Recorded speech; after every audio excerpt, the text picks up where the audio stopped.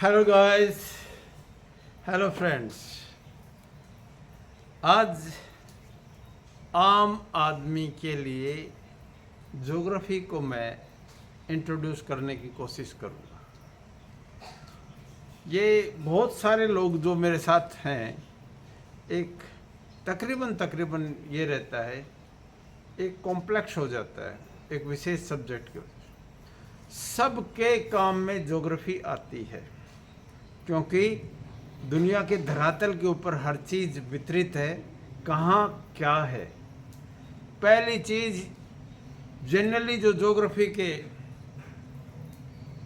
Students हैं या UPSC और स्टेट कमीशन में जो भी सब्जेक्ट लेते हैं उनसे एक प्रश्न ज़रूर पूछ लेते हैं, व्हाट इज ज्योग्राफी। तो 3 सर्वमान्य डेफिनेशन है। जियो प्लस ग्राफोस, अर्थ डिस्क्रिप्शन, ग्राफोस ग्राफिक्स से जुड़ा हुआ है। डिस्क्रिप्शन ऑफ द अर्थ, यानी पृथ्वी के ऊपर जो भी चीज रखी हुई है उनका वितरण। एक बात, डिस्ट्रीब्यूशन कहते हैं इसको। दूसरा, इन सारी चीजें जो भी हैं, मिनरल्स हैं, वनस्पति है, पर्वत पठार मैदान समुद्र झील, जो भी कुछ है, उनमें एरियल डिफरेंसेस यानी क्षेत्रीय विभिन्नता। पहली चीज वितरण, दूसरी क्षेत्रीय विभिन्नता, और तीसरी inter relationship, man and environment, आदमी और वातावरण में क्या संबंध है। तो 3 डेफिनेशन बताई, डिस्ट्रीब्यूशन ऑफ फिनोमिना, वितरण सभी चीजों का,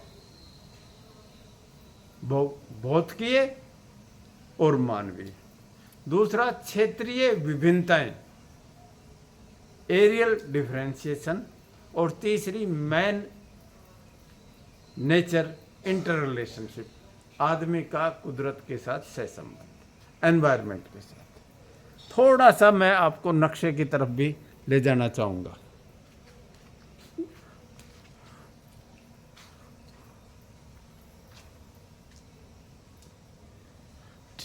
ये इंडिया का नक्शा है, ये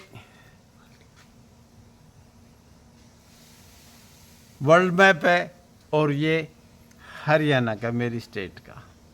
अब आप पूछेंगे what is difference between map and A globe. What is difference between map and A globe. Globe is like a ball, एक बॉल की तरह से। अर्थ का मॉडल है globe. Globe is real model of the earth. उसका scale, size बड़ा कर देते हैं, छोटा कर देते हैं, यही बात globe. Map is incomplete globe, globe नहीं होता। ग्लोब के 3 डायमेंशन है, गहराई भी है, लंबाई चौड़ाई और गहराई है उसमें। उसी ग्लोब को कागज के ऊपर जब हम दिखाते हैं तो भाई मैप बन जाता है। फ्लैट सरफेस है, और ग्लोब से नक्शे के ऊपर जब हम लाते हैं तो उसके लिए प्रयोग किया जाता है प्रोजेक्शंस का। बहुत सारे मेथड्स हैं। ग्लोब के ऊपर लाइट डाली, पीछे जो छाया बन गई अलग अलग एंगल से, उस छाया से अक्षांश देशांतर खींच ली जाती हैं और नक्शा बन जाता है। बहुत सरल सी बात है। Globe is 3 dimensional, map is 2 dimensional. लंबाई चौड़ाई होती है, ये हमने अपनी सुविधा के लिए बना दिया है। बनाने में 2 विधियां, एक पर्सपेक्टिव, एक नॉन पर्सपेक्टिव, एक जिनमें लाइट का प्रयोग किया जाता है, एक ग्राफिक्स से कर रहे हैं। बहुत छोटी सी चीज और है जिनमें आम आदमी को थोड़ा सा कंफ्यूजन रहता है, बहुत छोटी सी बात है, अक्षांश और देशांतर।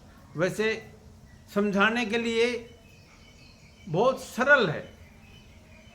आप सीधी स्ट्रेट लाइन ऊपर से नीचे खींचते हैं ऊपर से नीचे, ये होंगी लोंग हो गई, लॉन्गिट्यूड या इनको देशांतर कहते हैं। 0 से 180 ईस्ट और 0 से 180 डिग्री वेस्ट, दोनों कुल मिला के कितने हो गई 360। 180 डिग्री ईस्ट और वेस्ट एक ही रेखा है और इसी को इंटरनेशनल डेट लाइन कहते हैं। इंटरनेशनल डेट लाइन 180 डिग्री है। तकरीबन एक बात पूछ लेते हैं कि टेढ़ी मेढ़ी क्यों कर दी है इंटरनेशनल डेट लाइन। ये तकरीबन न्यूजीलैंड ऑस्ट्रेलिया के पास से गुजरती हैं। यहाँ से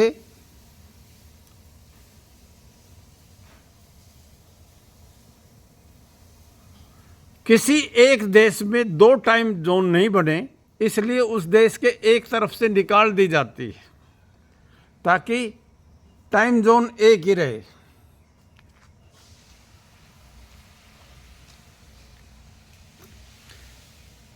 एक छोटी सी सूचना और, हमेशा अर्थ यानी बिल्कुल जो आपने बॉल समझ ली, वो साइकिल के पहिए की तरह से घूमती है। एक्सेल के ऊपर, एक्सेल बोल देते हैं ना, एक्सिस है सही शब्द। एक रोड होती है, जैसे पंखा घूमता है,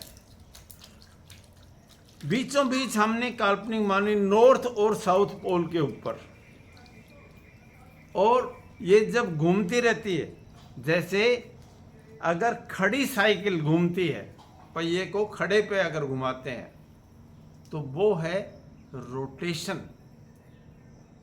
खड़ी साइकिल पे अगर आप घुमाते हैं, साइकिल है, इसके पहिए को आप घुमाते हैं, खड़ी हुई साइकिल कोई, तो ये क्या होगा रोटेशन। रोटेटर मोटर में भी देखा होगा, उसको रूटर बोल देते हैं लोग। दिस इज रोटेटर, खड़ी साइकिल। और यही साइकिल अगर घूम के आप जाते हो, घूम रहे, एक चक्कर लगा दिया, वो है रेवोल्यूशन। खड़ी साइकिल पे अगर घुमाते हो पहिए, रोटेटर।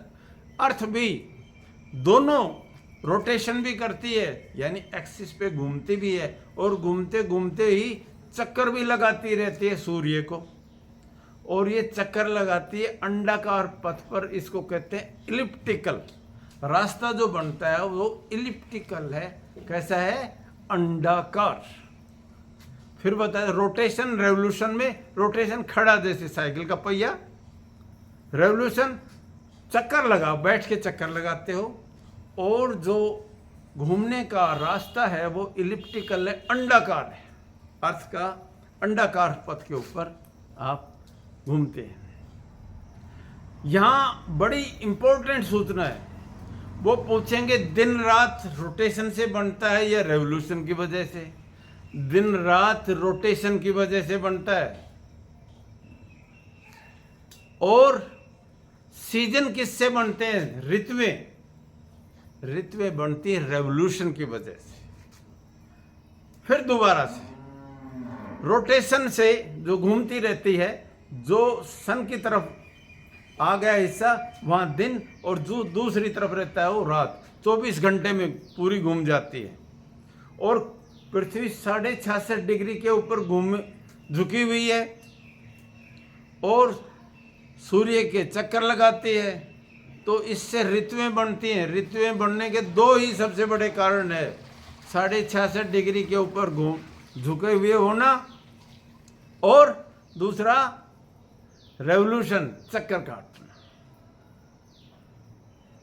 समझ आ गए? Rotation, revolution. अब एक और बड़ी बात, बड़ी तो क्या है, छोटी छोटी सूचना है। ग्रिड। अभी आपने कभी देखा होगा मछली पकड़ने का जाल, और भी किसी तरह का जाल, एक इधर से एक इधर से। कपड़े बुनने में भी यही होता है, एक धागा इधर से होता है, एक इधर से लगता है।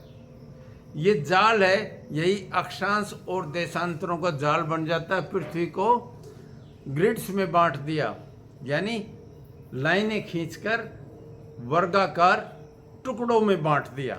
इसी को ग्रिड करते हैं, यानी अक्षांश और देशांतरों का एक जाल को ग्रिड कहते हैं। इंटरनेशनल डेटलाइन एक पूछ लेता है बहुत बार, ग्रीनविच मीन टाइम। लंदन के पास ग्रीनविच एक जगह है, अंग्रेजों का प्रभुत्व दुनिया में था, उसको international standard time IST, international standard time IST मान लिया, वो बेस लाइन बना दी, जीरो लाइन वहाँ से ही शुरू करते हैं और उसको IST इंटरनेशनल स्टैंडर्ड टाइम मानते हैं। अब अलग अलग देशों ने अपना भी बना लिया। 82.5 डिग्री ईस्ट 82.5 हमारा इलाहाबाद, इलाहाबाद का आजकल नाम कुछ और बदल दिया है, इलाहाबाद से हम लेते हैं इंडिया का स्टैंडर्ड टाइम। हमने दिन और रात बना दी रोटेशन से, सीजन ऋतुएं बना दी किससे, रेवोल्यूशन से, और 66.5 डिग्री के ऊपर बने। अब पृथ्वी के ऊपर, सारी पृथ्वी के ऊपर एक जैसा तापमान नहीं रहता, तो हमने थर्मल जोन बनाए।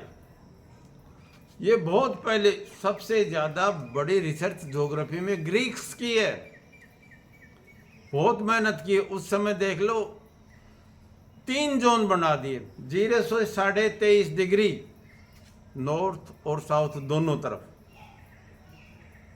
पोल्स की तरफ। उसको हम कहेंगे उष्ण कटिबंध या टोरिड, TORRID, टोरिड, याद रखेंगे, उष्ण कटिबंध। 23.5 से 66.5 शीतोष्ण कटिबंध, शीत और उष्ण दोनों का टेम्परेट जोन, और 66.5 से 90 डिग्री तक फ्रिजिड जोन यानी शीत। टोरिड, टेम्परेट, फ्रिजिड, उष्ण, शीतोष्ण और शीत, 3 कटिबंध या 3 थर्मल जोन कहते हैं। ये 23.5 डिग्री बहुत इंपॉर्टेंट है कर्क रेखा और मकर रेखा के लिए। नॉर्थ में कर्क और साउथ में मकर रेखा है, बीच में इक्वेटर है, 0 डिग्री पे इक्वेटर है। 66.5 को सर्कल, सर्कल कहते हैं। अब आ जाती एक बहुत सरल सी बात, कॉन्टिनेंट्स, बहुत बड़े भूभाग को हम महाद्वीप कहते हैं या इसको कॉन्टिनेंट कहेंगे। North America, south America, Europe और एशिया। यूरोप और एशिया को मिला दे तो इसको कहते हैं यूरेशिया। ये बहुत इंपॉर्टेंट टर्म है जियोपॉलिटिक्स में। और यहाँ अफ्रीका दुनिया का ऐसा एक महाद्वीप है जिसमें से कर्क रेखा, मकर रेखा और भूमध्य रेखा तीनों ही गुजरती हैं। ये आया हुआ है सिविल सर्विसेज में, ये जीके में आया हुआ है।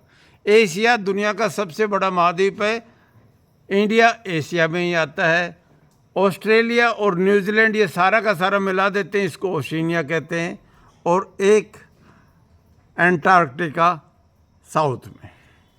तो ये 7 महाद्वीप हैं, बड़ा भूभाग। अगर कोई ऐसा बड़ा भाग है जो बहुत ही विस्तार तो नहीं है लेकिन उसका लैंड एरिया बहुत है, जैसे इंडिया, उसको सब कॉन्टिनेंट भी कहते हैं। 3 तरफ से अगर 3 तरफ से जमीन, 3 तरफ से समुद्र हो तो उसको आर्कीपेलिगो कहते हैं। आर्कीपेलिगो, प्रायद्वीप। यहाँ छोटी सी टर्म 2 और भी यहाँ पर तकरीबन, ये आज टर्म्स के बारे में बताएंगे। जब अर्थ बनी तो सारी इकट्ठी थी, उसको क्या कहते, पेंजिया। और बीच में एक टेथिस सागर था, ऊपर गोंडवाना लैंड, नीचे गोंडवाना लैंड, ऊपर अंगारा लैंड। बीच में टेथिस सागर था, जहाँ भूमध्य सागर है अब वहाँ पर लोकेशन मानते हैं। ये बाद में स्प्लिट हुआ है। तो गोंडवाना लैंड, अंगारा लैंड, साउथ में गोंडवाना, ऊपर अंगारा, बीच में टैथी सागर, ये जरूर रखें। पेंजिया इकट्ठा जो भूभाग था उसको कहते हैं। वैगनर की कॉन्टिनेंटल ड्रिफ्ट थ्योरी थी, जो अलग होने विस्थापन, महाद्वीपों का विस्थापन हुआ। कौन सी थ्योरी थी इसकी? वैगनर एक बॉटनिस्ट थे और इसके बारे में अलग से बड़ा वीडियो बनाने की कोशिश करेंगे। यहां अब अर्थ जब घूमती है और इसकी स्पीड बहुत अच्छी खासी है, तो एक फोर्स घूमेगा तो फोर्स पैदा हो जाती है। उस फोर्स को कहते हैं कोरियलिस फोर्स। हवा जब चलती है अधिक दबाव से कम दबाव की तरफ, तो इस फोर्स का बड़ा असर पड़ता है। एक फेरल सैलाब भी आता है नॉर्थ में और साउथ में, कि इसकी वजह से हवा जहां पहुंचनी चाहिए उसकी बजाय दूसरी जगह डिफ्लेक्ट हो जाती है। एक और बड़ी बात जो जनरली पूछी जाती है, महासागरों के बारे में थोड़ा सा और बता दें। अभी 3 बड़े महासागर, सी छोटा, बे और छोटा, जैसे बे ऑफ बंगाल है, यानी पानी का यहाँ 3 तरफ ये जमीन है और पानी का बड़ा हिस्सा है। गल्फ, बे और स्ट्रेट, इनमें साइज में फर्क होता है। गल्फ जैसे मैक्सिको की गल्फ है, ये चारों तरफ जमीन से घिरी होती है, पूरा का पूरा एनसर्कल्ड। बे में खुला समुद्र रहता है। स्ट्रेट में एक पतली सी टुकड़ी रहती है पानी की, जैसे पाक स्ट्रेट है इंडिया और श्रीलंका के बीच में। ये काम एक इस्थमस, यानी जमीन का ऐसा टुकड़ा जो समुद्र के बीच में रहता है। ये शिपिंग में, जैसे आपकी सुएज कैनाल यहाँ पर और पैनामा कैनाल, ये बहुत इम्पोर्टेंट हैं। जितनी कैनाल्स हैं, जैसे अदन की खाड़ी बहुत इम्पोर्टेंट हो गई थी, अब यहाँ पर भी, यानी समुद्र के रास्ते से सबसे ज़्यादा इंटरनेशनल ट्रेड होता है क्योंकि सस्ता पड़ता है। तो ये टर्म आपको पता होनी चाहिए, गल्फ, बे एंड स्ट्रेट। पानी के अंदर पानी जब बहता है, पानी समुद्र में, पानी के अंदर ही पानी, नदी की तरह से समुद्र में अंदर नदियां चलती हैं। कुछ गर्म होती हैं, कुछ ठंडी होती हैं। गर्म को कहते हैं वार्म करंट, धाराएं, और ठंडी को कहते हैं कोल्ड करंट। वार्म करंट में एक गल्फ स्ट्रीम यहाँ पर मैक्सिको की खाड़ी से जो चलती है और यूरोप के कोस्ट को ठंडा नहीं होने जमने नहीं देती इतनी दूर, और जब ऊपर से लेब्राडोर की एक ठंडी धारा आ जाती है, दोनों जहाँ मिलती है वहाँ पर फोग बहुत ज़्यादा बनता है। और जहाँ ठंडी और गर्म धाराएं बनती हैं, यहाँ क्यूरोसिवो और क्यूराइल, जापान के पास भी ऐसे ही, एक गर्म और एक ठंडी, वहाँ पर प्लैंकटन जो बहुत होता है और मछली बहुत ज़्यादा पकड़ी जाती हैं। सो करंट्स का मतलब river flowing in the under the water, पानी के अंदर पानी जब बहता है तो उसको क्या कहते हैं? करंट्स। एक और बड़ी density and distribution of population, population क्योंकि मैन बहुत बड़ा फैक्टर है। डिस्ट्रीब्यूशन का मतलब किस तरह से लोग वितरित हैं, डॉट मेथड से दिखाते हैं तकरीबन। ये डॉट, लाइन और ज्योमेट्रिकल फिगर ये बड़ी इंपॉर्टेंट होती हैं। डॉट से दिखाते हैं डिस्ट्रीब्यूशन, यानी जहाँ आदमी रहते हैं। डेंसिटी का मतलब प्रति किलोमीटर कितने आदमी रहते हैं, यानी टोटल पॉपुलेशन 1 किलोमीटर में, उसको टोटल पॉपुलेशन को एरिया से जब दे देते हैं, डिवाइड कर देते हैं, तो डेंसिटी आ जाती है। एक नए ज़माने की GIS, GPI और रिमोट सेंसिंग। हम जब पढ़ाते थे तो ये नया नया आया था GPS, और जो पढ़ाने वाले थे वो बड़े गुब्बारा बन जाते थे, पता नहीं क्या, ये कुछ भी नहीं है। सबके मोबाइल में अब ग्लोबल पोजिशनिंग सिस्टम जीपीएस लगा हुआ है, ग्लोबल पोजिशनिंग सिस्टम।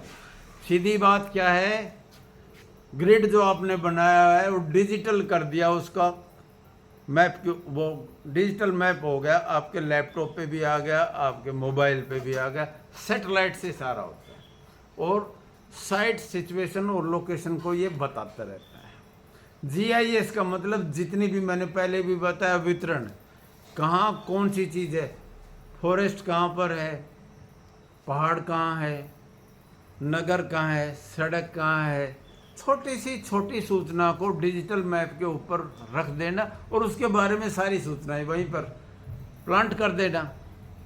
ये जीआईएस है, ज्योग्राफिकल इंफॉर्मेशन सिस्टम। यहाँ ये सारा काम इंजीनियर्स ने किया है, ज्योग्राफर्स ने अपना नक्शा जो बनाया वो भी इंजीनियर्स का ही किया हुआ है, इसलिए टेक्निकल इंजीनियर्स का सैल्यूट करते हैं। जीपीएस और जीआईएस के बगैर अब वार नहीं हो सकते। ड्रोन फोटोग्राफ, अब सर्वे बहुत आसान होगी, ड्रोन ऊपर जाता है, हाइट उसकी फिक्स कर दी जाती है, नीचे मैप ले लिया जाता है, 2 पॉइंट्स के ऊपर ज़मीन के ऊपर आपने पैमाने से स्केल से नाप लिया, जैसे ए और बी पॉइंट पे 2 किलोमीटर है और वो जो ड्रोन से फोटोग्राफ आई वो 1 सेंटीमीटर है, तो हम लिख देंगे 1 centimetre is equal to 2 kilometre. बहुत आसान है, यानी जो काम सालों में होता था वो काम ड्रोन 15 मिनट में करके दे देता है। टेक्नोलॉजी में ये बड़ा परिवर्तन है। रिमोट सेंसिंग का मतलब किसी क्षेत्र में नहीं जाना, ऑब्जर्वेशन के फील्ड सर्वे के लिए नहीं जाना, और फिर भी सारी सूचनाएं आप गैदर भी कर लेते हैं और इस्तेमाल भी कर लेते हैं। ये सिर्फ एक भयभीत करने के गुब्बारे बना रखे थे, सबसे सरल चीज़ें हैं। थोड़ा सा आप टेक्निकली अपग्रेड कर लेंगे तो बहुत अच्छा रहेगा, क्योंकि वीडियो बहुत बड़ा होता जा रहा है, इसलिए आप चाहें तो विराम करेंगे, आप कमेंट दीजिए, मैं कोशिश करता हूँ कि आम आदमी जो जिनका बेस इस तरह का नहीं है उन तक सूचनाएं पहुँच जाए। ये प्लेटफॉर्म आम आदमी की सोच और समझ के लिए, ताकि एक लॉजिकल और साइंटिफिक सोच बने लोगों की। मेरा ख्याल है आज के लिए, क्योंकि लाइट भी कम हो गई और बारिश आने वाली है, मैं खुले एनवायरनमेंट में वीडियो बनाना ठीक, एक तो इको नहीं आती और दूसरा मैं कंफर्टेबल महसूस करता हूँ जब मैं खड़ा होके, मैं बैठ के बोलने में मुझे झिझक होती है, क्योंकि सारी ज़िंदगी खड़े होके पड़ा है, इसलिए आप लोगों से बार बार मैं रूबरू होता रहता हूँ और अच्छा लगता है। और मेरे जीवन का एक उद्देश्य, पर्पसफुल मैं लाइफ जीने की जो कोशिश करता हूँ, उसमें आप लोगों का सहयोग मुझे मिलता रहता है, यही मेरी ऊर्जा है। जय हिंद।